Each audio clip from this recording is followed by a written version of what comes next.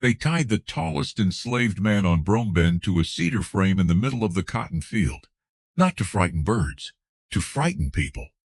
Nathaniel Brome wanted every worker, every rider on the road, every child looking from the quarters, to understand one thing: no body on that land belonged to itself. But before sunrise on the fourth morning, the frame was empty, and by the time the white men understood what had happened, the whole plantation had already begun to disappear into the dark. Brome Bend sat low along the Red River in northern Louisiana, where the summer air could feel thick enough to chew, and the cotton leaves held dust like gray flour. Nathaniel Brome had inherited the place before he turned 30. By 40, he had nearly doubled it. He liked to say the land grew because he knew how to command it. That was a lie. The land grew because 73 enslaved people were driven across it from before daylight until the sky went purple. Brome owned 600 acres, 2 cotton gins, a smokehouse, a blacksmith shed, and a white-columned house, set high enough that he could look down at everything he claimed. He did not see people when he looked down. He saw hands. Strong hands for picking, small hands for washing, old hands for cooking, young hands to be grown into profit. And if any hand trembled, slowed, reached for food, looked up too long, or tried to pull itself back from his world, Brome had a way of reminding everyone where power lived. He called it the crow frame. It was built from 2 cedar beams lashed into a wide cross, sunk into the ground on the highest rise in the cotton. From the road it looked almost like a marker. Up close, it was something else entirely. Ropes hung from the crossbeam. Old knots darkened the wood. Blood had gone into the grain years before and never fully left. The first man tied there had been a field hand named Micah, who ran after his wife was sold south to New Orleans. Brome's riders found him after 2 nights in the swamp, feverish and half blind from mosquitoes. Brome did not simply whip him. He raised him on the frame. 3 days in August heat, no shade, no water, no food. Then one last beating in front of the quarters. Micah lived, but he never stood straight again. After that, the cedar frame became part of the plantation's weather. Even when it was empty, people felt it. Children learned not to run near it. Women turned their faces when they passed. Men kept their eyes on the rows because staring too long at that wood could be read as memory, and memory on Brome Bend was dangerous. The man Nathaniel Brome feared most was called Solomon Reed. The white men called him Big Sol because they could not say his name without trying to own it. Solomon was taller than any man on the place, built with the wide shoulders of someone made to split timber and drag wagons from mud. His hands could wrap around an axe handle like it was a broomstick. When he walked through the yard, people noticed without meaning to. But what frightened Brome was not only Solomon's size. It was the way people became calmer near him. When a child dropped a water pail and froze, Solomon stepped between the child and the lash before anyone asked him to. When an old woman could not lift a meal sack, Solomon lifted it and kept walking as if the sack weighed nothing. When 2 field hands nearly fought over a broken hoe, Solomon spoke one sentence too low for the overseer to hear, and the fight ended before it could become an excuse for punishment. That was what Amos Pike noticed. Amos was Brome's head overseer, a long, narrow man with pale eyes and a habit of smiling only when someone else was cornered. He had worked plantations since boyhood, and he understood something about power. Fear worked best when it had no competition. Solomon was competition, not loud, not rebellious in the foolish way white men expected, not reckless. Worse, he was steady, and steadiness can become a shelter. Brome had 2 other overseers, Wade Harlan, heavy and blunt, who followed orders because thinking made him angry, and Ellis Crow, a restless man who chewed tobacco until his jaw shook and watched everyone like he expected the ground to betray him. Together, they kept the place moving with patrols, punishments, and surprise night rounds. No hour belonged fully to the enslaved.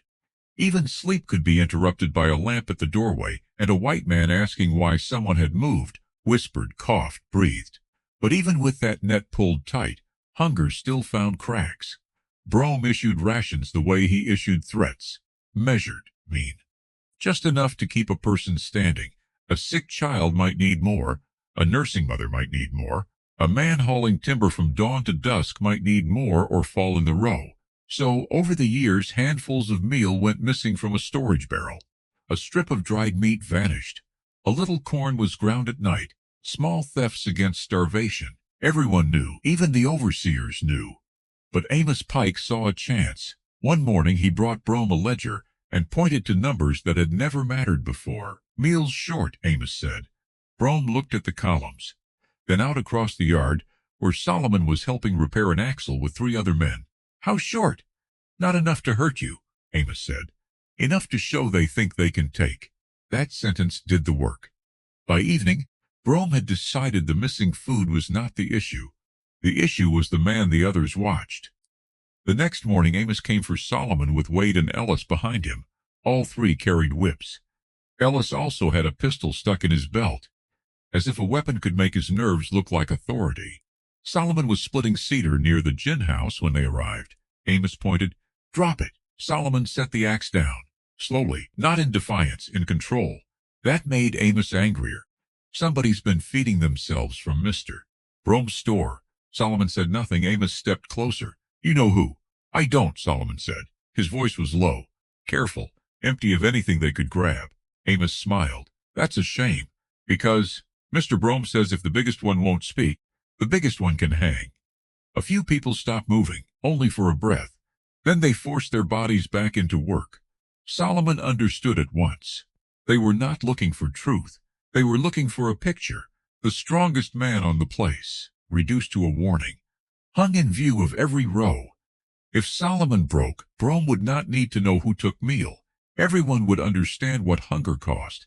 They dragged Solomon first to the whipping rail beside the gin. It was a thick beam polished smooth by bodies forced against it. The dust around it had been packed hard by feet, by fear, by people trying not to look. Brome came down from the house in a cream waistcoat, carrying a glass of morning brandy. He did not rush. Men like Brome never rushed toward suffering. They enjoyed having it wait for them. Amos tied Solomon's wrists over the rail. Wade pulled the rope tight. Ellis stood back with the pistol, swallowing too often. Then Amos raised the whip. The first strike cracked across Solomon's back. His body jerked, but he made no sound. The second came lower. The third crossed the first. The sun climbed. After 10 lashes, Solomon's shirt hung in torn strips. After 20, his knees shook. After 30, blood had run into the waistband of his trousers and down the backs of his legs. Brome watched from a chair someone had been ordered to bring. He watched the way a man watches weather from a porch. At the 31st lash, Solomon made a sound. Not a scream. A breath forced out of a body that had nowhere else to put pain. Amos heard it and grinned. Brome lifted one finger. 5 more. Those 5 were not punishment anymore. They were correction. Brome had seen dignity left in Solomon's shoulders, and he wanted it removed. When they finally untied him, Solomon dropped to one knee. Wade and Ellis caught him under the arms and hauled him upright. His feet dragged through the dust as they took him toward the cotton. All across Brome Bend, work slowed. A woman holding a basket of laundry looked down so hard her chin touched her chest. A boy in the corn patch bit the inside of his cheek until he tasted blood. An old man near the blacksmith shed whispered something that might have been a prayer, and near the back steps of the big house stood a girl named Maisie. She was 11, small enough that the white people forgot she had ears. Maisie carried ashes, water, linens, chamber pots, firewood, and whatever else Mrs. Brome pointed at. She knew the house from cellar to roofline. She knew which pantry latch caught. She knew where Amos kept extra keys. She knew which floorboard in the back hall screamed and which one only sighed. That was what being unseen had taught her. How to move through a world that punished being noticed. She watched them tie Solomon to the cedar frame. Ropes around the ankles. Rope around the waist. Wrists stretched wide across the beam. Another line across his chest so his body could not sag far enough to rest. The cotton field trembled in the heat around him. A human scarecrow. Brome stood in front of him and adjusted his hat. 3 days, he said. No one brings him food. Anyone caught near him joins him. Then he turned and walked away. Clean boots, dry hands. A man pleased with the order of his world. Maisie did not move until everyone else moved. But something inside her had already stepped forward. She remembered Solomon from the winter before, when Ellis Crow had slapped a kettle from her hands because soup had spilled over the rim. The iron pot hit the floor. Hot broth splashed her bare feet. Ellis raised his hand again, laughing. Then Solomon filled the doorway. He did not touch Ellis. He did not threaten him. He only stood there, huge, quiet, looking at the spilled soup, then at the child's burned feet, then at Ellis. Ellis lowered his hand. That was all. Later, Solomon had brought Maisie a rag soaked in cool water and set it beside her without a word. "You are not alone." That was what the gesture said. Now she looked at him on the frame and knew he was alone in the way Brome wanted him alone. The first day nearly ended him. The sun did not simply shine. It pressed. Heat gathered on Solomon's shoulders. It dried the blood on his back until the shirt scraps stuck to the wounds. Flies found him before noon. They circled his face, his neck, the broken places where skin had opened. He tried to shake them off, but every movement pulled rope into his wrists. Thirst came faster than hunger. By mid-afternoon, his tongue felt swollen, his lips cracked. His thoughts began to arrive with gaps in them. He saw the rose, then the sky, then his mother's hands braiding rope when he was a boy, then the sky again. At sunset, the cotton went silver. The heat left the ground and a damp chill rose from the river bottom. His muscles cramped from being held open. Fever began to move through him like a second weather. All night, Brome's men patrolled close enough that no one dared approach. On the second day, people stopped pretending the field was normal. They worked because they had to, but every row bent around Solomon, every basket filled under the weight of him. Every child understood that the strongest man on Brome Bend had become the center of the plantation, and nobody could help him. That was the point, until Maisie decided the point was a lie. On the second night, after the house lamps were lowered and Mrs. Brome went upstairs, Maisie stole a heel of bread from the kitchen table. She filled a little tin cup from the rain barrel, wrapped both in a scrap of flour cloth, and waited by the back door. She knew the patrol pattern. Amos checked the stable first because he liked to hear horses shift when he entered. Wade leaned by the smokehouse around midnight to drink from a bottle hidden behind kindling. Ellis made circles near the quarters but always stopped behind the tool shed to spit and mutter to himself. Maisie waited until the yard belonged to shadows. Then she crossed it. Not running. Running made noise. She moved low along the fence, then slipped between the cotton rows. Leaves brushed her sleeves. The soil was warm under her bare feet. Twice she stopped because she heard something. Once it was only a night bird. Once it was Ellis coughing near the shed. When she reached the frame, she almost lost her courage. Solomon's head hung forward. His breathing sounded scraped. His hands were swollen around the ropes. In the dark, he looked less like a man and more like something the field had swallowed halfway. "Solomon," she whispered, "it's Maisie." His eyes opened slowly. For a moment he did not see her. Then he understood. "Go," he rasped. Even dying, he was trying to protect her. Maisie ignored him. She lifted the cup to his mouth. "Small," she whispered. "Don't choke." He drank. The water hit him like memory. He swallowed once, twice, a third time. His body wanted the whole cup, wanted the barrel, wanted the river. Maisie pulled it back before he could cough. Then she pressed bread against his lips. He chewed with difficulty. The bread scratched his throat. He swallowed it anyway. "Why?" he breathed. Maisie looked up at him. And for the first time Solomon saw that the child's fear had a hard edge underneath it. "Because you stood in the doorway for me," she said. "And because if they can turn you into wood, they'll make the rest of us believe we already are." She was gone before he could answer. She came again the next night. This time she brought water with a pinch of salt and a spoonful of molasses scraped from a jar. She brought a piece of cold sweet potato hidden under her apron. She moved through the dark so carefully that even the field seemed to keep her secret. By then, Solomon was feverish. He had heard his own father singing, though his father had been dead for 15 years. He had seen Micah standing in the rows with one bent shoulder, telling him not to sleep. He had seen Brome's face turn into the cedar wood. But when Maisie touched the cup to his mouth, reality came back. Not all at once. Enough. Those mouthfuls did not heal him. They did not close his wounds. They did not loosen the ropes. They did not erase pain, but they changed the arithmetic. Brome had counted on 3 days, without food and water, turning a giant into a corpse. He had not counted on an unseen child changing the number. On the 4th afternoon, Brome told Amos to prepare the final beating for dawn. "Let the whole place see it," he said. "I want them to remember how he comes down." Amos smiled at that. He imagined Solomon carried from the frame, knees useless, eyes empty, body light enough to control. He imagined the final lashes. He imagined the quarters silent for weeks after. But that evening, weather moved in from the river. Clouds gathered low and green. The wind came first, bending the cotton all one direction. Then thunder rolled so close that the windows of the big house shook in their frames. Brome looked out at the field and cursed the sky. "Tomorrow," he said. No one wanted to cross the field in that rain for a man they believed was already finished. By midnight, the storm was on top of Brome Bend. Rain hammered the roof of the big house. It beat the road flat. It turned the dust around the cedar frame into slick black mud, and it soaked the ropes. Solomon had felt rope change before. He had hauled barges. He had tied timber rafts. He knew dry hemp was stubborn, but wet hemp swelled, shifted, and sometimes betrayed the knot that held it. For 2 days, whenever no one watched, he had tested the rope on his right wrist. A little pull, a little twist, a little blood. Pain bought him nothing unless it bought movement. Now the rain covered sound.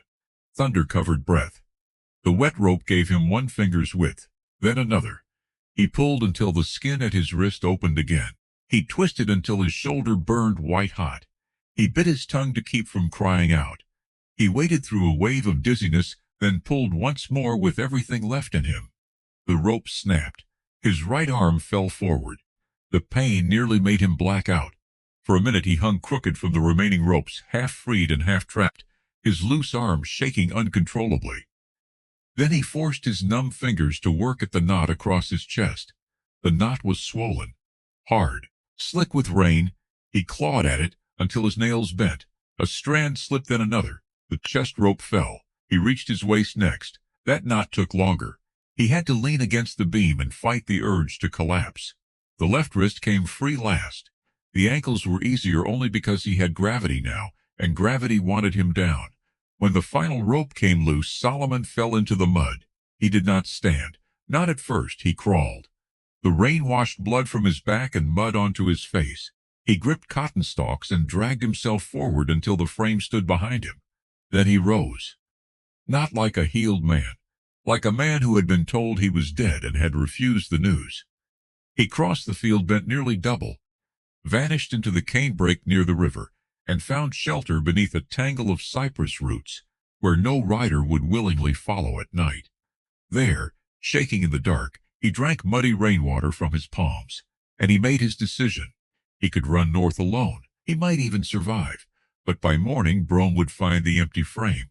By noon, the overseers would beat answers out of the quarters. By night, every child who had looked toward Solomon with hope would learn that hope was punished for escaping.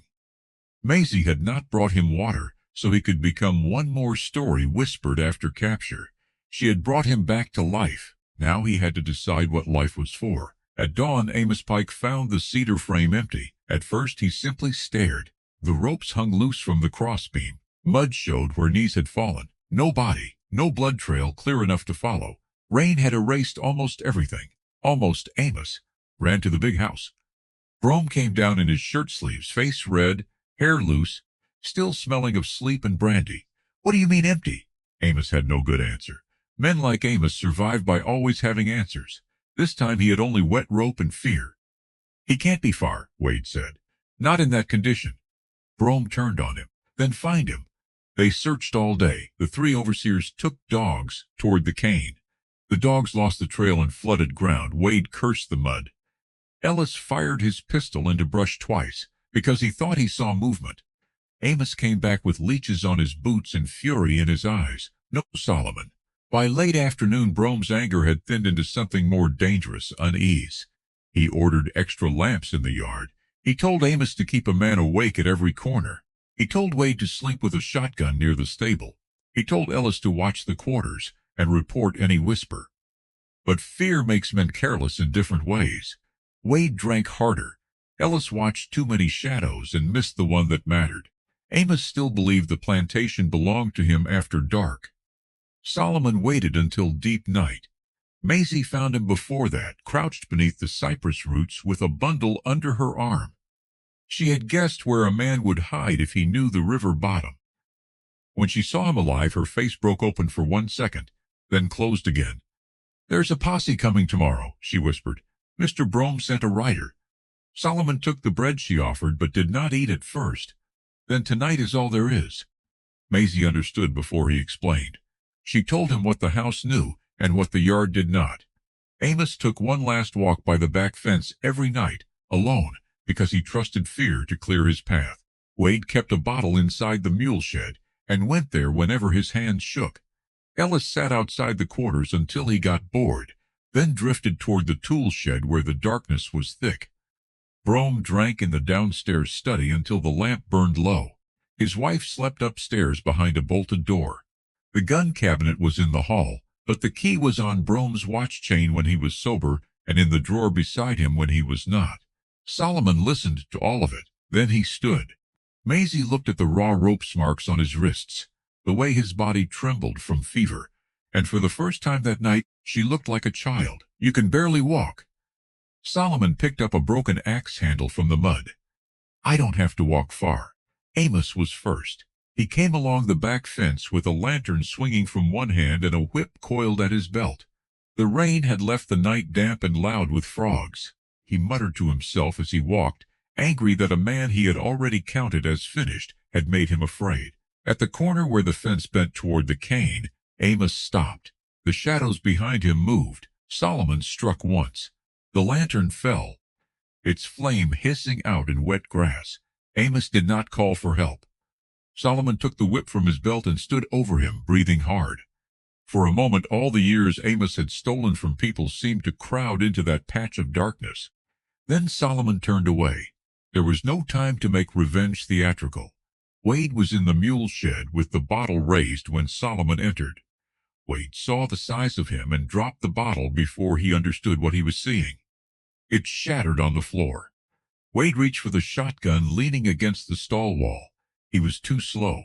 Solomon kicked it away, drove him backward into the feed bins, and brought him down hard. The mules kicked against their boards. Wade made one choked sound, then went still. Ellis heard the animals and came running with his pistol. "Wade?" "No answer." "Amos?" Solomon spoke from the dark, low and rough enough to sound like the head overseer by the shed. Ellis turned toward the voice. That was all Solomon needed. The pistol fired once into the ground. The flash lit Solomon's face for a fraction of a second. Ellis saw what Brome had made and what Brome had failed to finish. Then Solomon hit him with the axe handle and the yard went quiet again. 3 overseers. 3 keys removed from the lock. But a lock can still hold if people are too afraid to open the door. So Solomon went to the quarters. He did not shout. He knocked once on the first door, then whispered Caleb's name. Caleb Rivers opened it and nearly staggered back. "Lord have mercy," he breathed. "We thought you were gone." "I was," Solomon said. "Maisie brought me back." Doors opened slowly. Faces appeared in the dark. Ruth Anson, who had delivered half the children on the place and buried too many of them. Jonah, who worked the gin. Pearl and Dinah, both mothers, both already reaching for their sleeping children. Old Abram, whose left hand had never healed after frostbite from a winter punishment on the frame. Solomon told them the truth in as few words as possible. The overseers were down. Brome was alone. A rider had gone for help. By daylight, the chance would be gone. Nobody cheered. Freedom did not arrive like celebration. It arrived like a door opening over a drop. Ruth was the first to speak. "I have lived 70 years being told morning belongs to him," she said. "I would like to see one morning where it doesn't." That settled it. People moved with the speed of those who had packed escape in their minds for years. Blankets, corn cakes, a knife, a tin cup, a baby wrapped against a mother's chest, a carved button from a husband sold away. Nothing heavy, nothing that slowed the feet. Solomon took Caleb and Jonah with him toward the big house. Maisie led them through the back passage. The house smelled of oil lamps, tobacco, and polish. A clock ticked in the hall. Somewhere overhead, boards creaked as Mrs. Brome turned in her sleep. The study door stood half open. Nathaniel Brome was slumped in a leather chair, boots muddy from the day's glass in hand, pistol on the table beside him. He heard the floorboards sigh. "Amos," he snapped without opening his eyes. "If you come back empty again." Then he saw Solomon. For one honest second, Brome looked not angry, not superior, not commanding. He looked like a man seeing the dead stand up. Solomon crossed the room before Brome could reach the pistol. Caleb swept it from the table. Jonah pulled Brome's arms back. Maisie shut the door with both hands. Brome fought, but drink had made him slow and fear made him clumsy. They tied him with curtain cord first, then with rope from the porch, his wrists, his ankles. A cloth in his mouth so the upstairs room would stay asleep. Brome's eyes moved from face to face, trying to find the one person who still believed he was master. He found none. Solomon took the whip from Amos Pike's belt and laid it across Brome's desk. He did not raise it, not yet. "This is the part you always made people watch," Solomon said. His voice was almost gone, scraped raw by thirst and fever, but every word landed. "You said pain taught order." Brome shook his head violently. Solomon leaned closer. "Tonight it teaches memory." They took him outside, not to the road, not to the house porch, not to a place where his own world could protect him. They took him to the cedar frame. The field was dark, but the clouds had broken, and enough moonlight lay across the cotton to see the beams waiting on the rise, the same wood, the same knots, the same place where Brome had tried to turn Solomon into an object. Now the plantation watched in silence. Some from the edge of the rows, some from the quarters, some holding children who were too young to understand, but old enough to feel the adults shaking. Solomon did not make a speech. He used Brome's own ropes, wrists wide, waist tight, ankles fixed, chest line drawn across the body. Each knot was pulled by someone who had lived under that frame's shadow. When Brome was raised against the cedar, his eyes went wild. He had seen men there before. He had never understood the height, the pull in the shoulders, the helplessness of being displayed to a field that would not answer. Solomon stood before him with the whip in his hand. Everyone waited. Then Solomon dropped the whip into the mud. He could have used it. No one there would have stopped him. But Solomon understood something Brome never had. The frame had never been powerful because it caused pain. It was powerful because it told people they were alone. So Solomon turned his back on Brome and faced the quarters. "We leave now," he said. That was the blow Brome could not survive as master. Not leather, not blood, absence. The plantation he had built on bodies was about to wake with no bodies left to command. They moved before fear could talk them out of it. The strongest went first, cutting a path toward the river bottom. Then the mothers with children. Then the old ones supported between younger shoulders. Ruth carried a bundle so small it looked useless until someone saw what it held. 3 names written on cloth the children sold away from her, the only record she had left. Maisie walked near Solomon. He swayed once and almost fell. She slipped under his arm as if her small body could hold up a giant. Caleb took the other side. Together they entered the cane. Behind them Nathaniel Brome strained against the cedar frame and made sounds no one turned back to answer. At dawn, Mrs. Brome opened her bedroom door to a house too quiet. No kitchen fire, no footsteps, no orders answered, no horses being saddled, no field bells, no Amos Pike in the yard. She called her husband's name. Nothing. She came down the stairs, found the study overturned, the pistol gone from the table, and muddy footprints drying on the floorboards. Outside, the quarters stood open. Every door, every sleeping mat abandoned, every work line empty. Then she looked toward the cotton rise and saw him, Nathaniel Brome, tied to the cedar frame he had used to govern other people's terror. Her scream carried across a plantation that no longer had anyone left to obey it. By the time men from town arrived, the trail had split in too many directions. Rainwater, river mud, cane roots, and human courage had made pursuit difficult. Some of the 73 were found in the weeks after. Some were dragged back to other places. Some died in swamp fever and hunger. That truth cannot be softened. But many reached free black settlements, river workers, maroon camps, and hidden houses.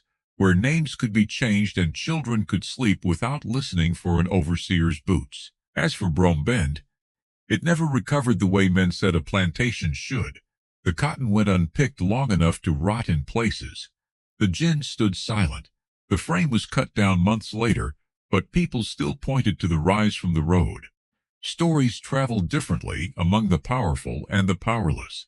Among white planters, it became a warning about control. Among the enslaved, it became something else. A giant who would not break. A child who carried water through the dark. A cedar frame that lost its meaning the moment people stopped believing they were alone. And for years afterward, in cabins, along riverbanks, and beside cooking fires where voices had to stay low, the story kept its shape. Not because every detail stayed the same, but because the center did. They tried to make a man into a scarecrow. Instead, he showed a whole plantation how to walk away.